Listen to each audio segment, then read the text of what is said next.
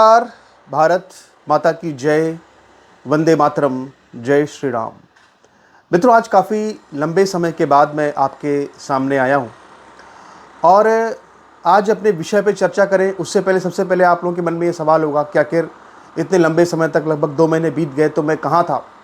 तो मैं जहाँ था वहीं पर हूँ और आगे भी शायद यहीं पर रहूँगा। लेकिन बस मुख्य बात यही है कि YouTube सिर्फ एक ऐसा माध्यम है जिससे अपनी हम बात कह सकते हैं, लेकिन इससे हमारी जो रोजी रोटी चल सकती नहीं है। तो हमें अपने कुछ जो पारिवारिक चुनौतियां होती हैं उस पर भी हमें काम करना होता है। तो इस वजह से हमें समय जब नहीं मिल पाया तो हम उतना इस पर बात नहीं कर पाए। लेकिन जब समय मिलेगा तो अवश्य आपसे हम हमेशा आगे भी बात करते रहेंगे, क्योंकि हम जानते हैं कि YouTube कोई हमें इतना पैसा देता नहीं है कि जिससे हम कुछ बहुत यहाँ पे सिर्फ YouTube ही करें और उससे हम अपना काम चलते रहे, ये संभव नहीं है। इसीलिए हमें जो है यहाँ पे और भी काम होते हैं जो करने होते हैं, तो हम नहीं कर पाए आपसे बात इसलिए। तो मित्रों, आज एक बहुत ही महत्वपूर्ण विषय पर आपसे हम चर्चा करने जा रहे हैं और वो चर्चा हमारी जो है वो CJP आंदोलन को लेकर के है। मित्रों, मुझे याद आ रहा है कि इसके पहले जो मैंने लास्ट वीडियो बनाया था अपने इसी YouTube चैनल पर, उसका जो शीर्षक था वो ये था कि अमित शाह ही बनवाएंगे कॉकरोच जनता पार्टी। और आज 2 महीने के बाद लगभग जो स्थितियां हम देख रहे हैं देश के अंदर, उससे मैंने जो अपनी बात आपसे पहले भी कही थी वो बात एकदम 100% सत्य साबित होती हुई नज़र आ रही है। और मैं आपको वो दिखाना चाहता हूं जो शायद कोई देख नहीं पा रहा है या जो शायद आपके दिमाग में नहीं आ रही होगी। तो वो दरअसल बात ये है कि बिना ज़रूरत के जो बीजेपी है वो कॉकरोच जनता पार्टी के सामने बिछी जा रही है। बिना किसी ज़रूरत के बीजेपी कॉकरोच जनता पार्टी के सामने घुटने टेकते हुए नज़र आ रही है। राजनीति में जो दिखता है वो हमेशा सही नहीं होता, उसके पीछे कुछ और भी रणनीति हमेशा चल रही होती है।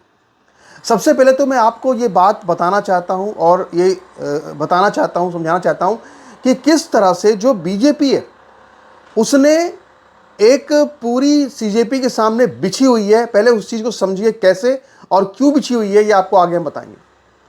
कल देखिए, बांसुरी सुराज ने, जो बीजेपी की सांसद हैं, उन्होंने एक प्रेस कॉन्फ्रेंस की और उस प्रेस कॉन्फ्रेंस में उन्होंने ये बिल्कुल साफ साफ कहा कि अभिजीत दीपके को हवाई अड्डे से या उनके एयरपोर्ट पर स्वागत करने के लिए खुद दिल्ली पुलिस वहाँ पर गई थी। अभिजीत दीपके ने जब ये अपना आंदोलन जो है वो शुरू किया तो उन्होंने जंतर मंतर पर, उनको परमिशन भी नहीं मिली हुई थी, लेकिन इसके बाद भी वो आंदोलन वहाँ पे आराम से करते रहे। इसकी इजाज़त भी सरकार के द्वारा एक तरह से मौन रूप से दी गई थी। ये सब चीज़ें जो है वो बांसुरी सुराज ने कल अपने प्रेस कॉन्फ्रेंस में कहा। ये तो पहली बात हो गई। दूसरी सबसे प्रमुख बात यह है कि आप देखिए कि CJP के जो लोग थे, जो उनके प्रतिनिधि थे, उनको नड्डा ने अपने घर में बुलाया और उनको घर में बुला करके उनके साथ चर्चा की कि भैया इस आंदोलन को कैसे खत्म कर सकते हैं। तीसरी महत्वपूर्ण बात आप देख सकते हैं, अभी रात को आज क्या हुआ कि प्रधानमंत्री मोदी ने अचानक से बड़े ही आश्चर्यजनक रूप से एक सेल्फी मोड में एक लाइव किया या एक वीडियो रिलीज किया और उस वीडियो में उन्होंने ये कहा, मोदी ने, कि देखिए साहब, हम जो है छात्रों के साथ में हैं, हम आंदोलन के साथ में, ये सब बातें जो करते हैं वो उन्होंने करी। इन्होंने आश्वासन दिया कि आप अपना आंदोलन जो है वो खत्म कर दीजिए। तीसरी चौथी सबसे महत्वपूर्ण बात जो है वो ये है कि नड्डा और एक और मंत्री जो कि प्रधानमंत्री का कार्यालय देखते हैं, वो दोनों मंत्री खुद अस्पताल गए, सोनम वांगचुक से मिले और उनको जो है वो उन्होंने बाकायदा लिखित आश्वासन दिया कि उनकी मांगे पर विचार किया जाएगा और ये सब करके उनका अनशन तुड़वा दिया। यानी 4 प्रमुख बातें, आप 4 प्रमुख कदम, आप स्टेप्स आप देख लीजिए। यानी कि बिल्कुल साफ साफ ये बात नजर आती है कि सरकार बिल्कुल उसी तरह से चल रही है जैसा कि CJP चाहती है, या CJP जो चाहती है लगभग उसी मोड में सरकार काम कर रही है। आप मुझे एक बात बताइए, इससे पहले भी देश में आंदोलन खड़े हुए, चाहे वो शाहीन बाग का आंदोलन रहा हो, चाहे वो किसान आंदोलन रहा हो। आप देखिए, ना तो ये CJP का आंदोलन किसान आंदोलन की तरह कोई बहुत व्यापक है, ना ऐसा, और ना ही ऐसा है कि कोई बहुत लोगों को नुकसान हो रहा है। वो तो जंतर मंतर पर नहीं, वो तो जाके जाम करके सड़क बैठ गए थे, तब भी प्रधानमंत्री मोदी को कोई टस समझ नहीं हुए। शाहीन बाग आंदोलन में देखिए कितने दिन तक सड़क जाम रही, कितने महीने आंदोलन चला, लंबा आंदोलन चला, उसके बाद भी सरकार के कान पर कोई जू नहीं रेंगी। अब वो आंदोलन ज़्यादा उग्र थे और उसके पास ज़्यादा जन समर्थन था। इसके पास कोई जन समर्थन नहीं है।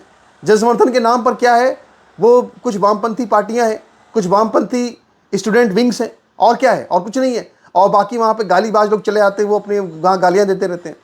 तो इस आंदोलन के पास कोई बहुत ऐसा व्यापक समर्थन है, ऐसा भी मैं नहीं मानता।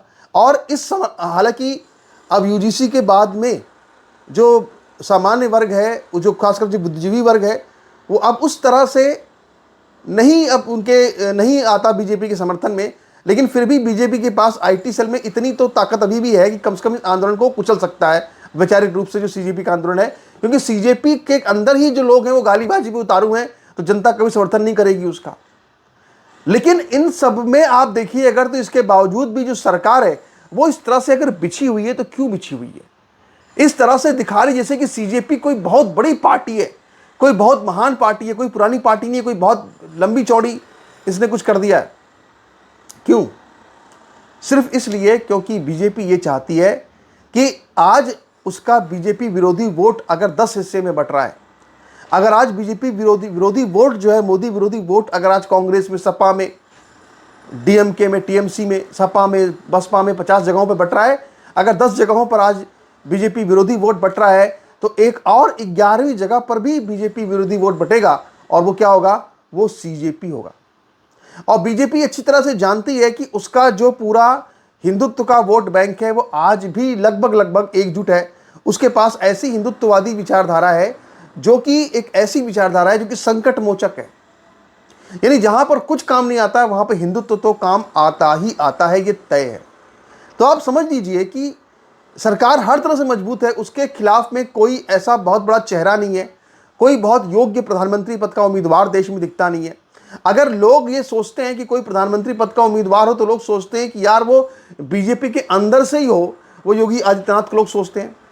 तो बीजेपी हर तरह से बहुत मजबूत है। और अगर ऐसे एक जंतर मंतर नहीं, अगर ऐसे 1000 जंतर मंतर भी तैयार हो जाएं, तो भी उससे बीजेपी को, सरकार को कोई फर्क नहीं पड़ता है। ये मेरा बहुत स्पष्ट रूप से मानना है, क्योंकि बीजेपी सरकार बहुमत से चल रही है। पश्चिम बंगाल को विजय करने के बाद उसकी ताकत संसद में और बढ़ चुकी है, उसके पास मजबूत पावर है, सब कुछ है, पूरी एजेंसियां उसके पास में है। लेकिन इसके बाद भी वो सीजेपी के सामने झुकने का नाटक इसलिए कर रही है क्योंकि वो देश की जनता को, जो कि उसके विरोध में है, जो कि बीजेपी के विरोध में है, उन वोटर्स को ये दिखाना चाहती है कि तुम्हारा एक और मसीहा आ गया है, और वो मसीहा तुम्हारा अब अभिजीत दीपके है। वो तुम्हारे राहुल गांधी मसीहा थे, केजरीवाल मसीहा थे, अखिलेश यादव मसीहा थे, मायावती मसीहा थी, अब एक और मसीहा आ गया है। और वो मसीहा कौन है? वो मसीहा जो है वो अभिजीत दीपके है। और उस मसीहा को भी कुछ वोट चले जाएंगे, तो इससे बीजेपी को हर तरह से लाभ है। बीजेपी की चांदी ही चांदी है।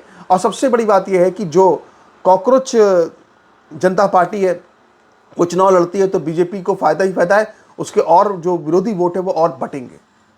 और बीजेपी इस बात को जानती है कि वो देर सबेर अपने लोगों को मना लेगी।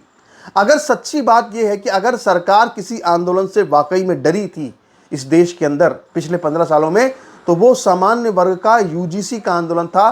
क्योंकि आप देखिए, दोनों में फ़र्क देखिए, आप सीजेपी के आंदोलन में फ़र्क देखिए, आप यूजीसी में फ़र्क देखिए। जब यूजीसी आंदोलन शुरू हुआ तो यूजीसी आंदोलन की मीडिया पर कोई कवरेज नहीं हुई, सरकारी मीडिया पर कोई कवरेज नहीं हुई, जबकि सीजेपी आंदोलन की सरकारी मीडिया पर फुल कवरेज होती रही। यूजीसी आंदोलन के किसी भी नेता को कभी भी टीवी पर मंच नहीं दिया गया, जबकि सीजेपी के नेताओं को टीवी पर लगातार खूब मंच दिया जा रहा है।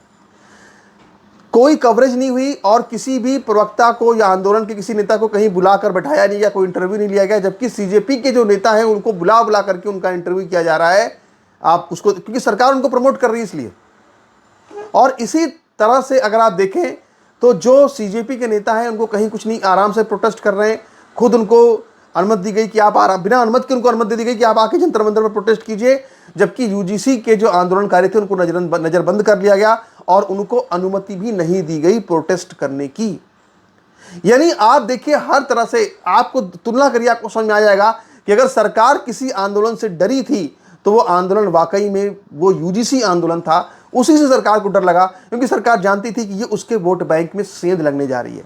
लेकिन इस आंदोलन से सरकार को डर नहीं लग रहा, क्योंकि सरकार इस बात को जानती है कि ये जो आंदोलन हो रहा है इससे राहुल गांधी और केजरीवाल के वोट बैंक में सेंध लगने जा रही है, उसका वोट बैंक इंटैक्ट है। तो भैया जो लोगों को ये लग रहा है कि बीजेपी झुक गई है, मोदी की हालत खराब हो गई है, ये सब कुछ नहीं है, राजनीति है। और आपको ये सब देखकर मुझे सिर्फ हंसी आ रही है। और मैं ये कह सकता हूं कि वाकई में सरकार के अंदर आज भी ऐसे लोग हैं जो बहुत तेज दिमाग वाले लोग हैं और जो अपनी सरकार को चलाना जानते हैं, जिनको पता है कि हमें कैसे जो है इसको हैंडल करना है। तो अगर कोई ये सोच रहा है कि इससे कुछ हो जाएगा, इससे कुछ भी नहीं होगा। सिर्फ एक और नेता खड़ा हो जाएगा देश के अंदर, एक और पार्टी खड़ी हो जाएगी देश के अंदर, जो कि सनातन विरोधी, हिंदुत्व विरोधी पार्टी होगी, और उसका कोई बहुत बड़ा वोट बेस नहीं होगा। इतना वोट बेस होगा कि वो और लोगों के काम को बिगाड़ेगी। केजरीवाल, कांग्रेस एंड कंपनी तमाम लोगों की वोट में एक शेयर लेगी, और इससे ज़्यादा कुछ नहीं। बाकी मेरा मित्रों आपसे निवेदन है, आपसे प्रार्थना है कि आप हमारे साथ जुड़े रहिए। मैं आपसे बहुत क्षमा चाहूँगा कि मैं लंबे समय तक आपसे नहीं जुड़ पाया। फिर प्रयास करूँगा कि अवश्य आपसे जुड़ता रहूँ, आपसे बात होती रहे, चाहे दिन में एक ही वीडियो बने।